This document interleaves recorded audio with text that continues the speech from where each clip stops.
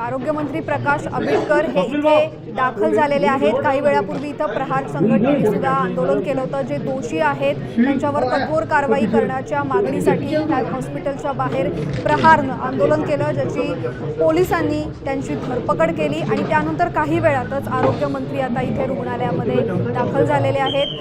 Police असतील तसंच हॉस्पिटलचं प्रशासन असेल यांच्यासोबत चर्चा करून आगीचं नेमकं कारण पुढे येतंय का आणि त्या संदर्भामध्ये व्हेंटिलेटर जो त्याचा स्फोट झाला त्या कंपनीवर काही कारवाई होते का, रुग्णालयामधल्या प्रशासनावर कारवाई काय होते हे पाहणं आता अत्यंत महत्त्वाचं आहे।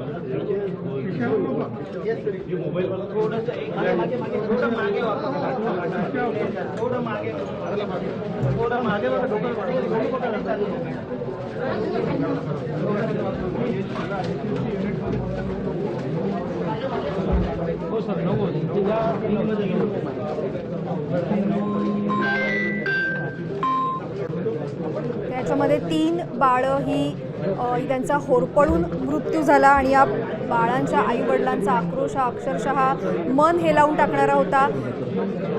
आपल्या बाळाला बघण्याआधीच मोठ्या विश्वासानं ज्या हॉस्पिटलमध्ये दाखल केलं, ज्या ICU मध्ये त्या बाळाला ठेवलं, तिथेच व्हेंटिलेटरचा स्फोट झाल्यामुळं 3 बाळांचा होरपळून मृत्यू झालेला आहे। 6 बाळं ही अजून सुद्धा उपचारासाठी सुपर स्पेशालिटी त्याच्या अंतर्गत या बाळांना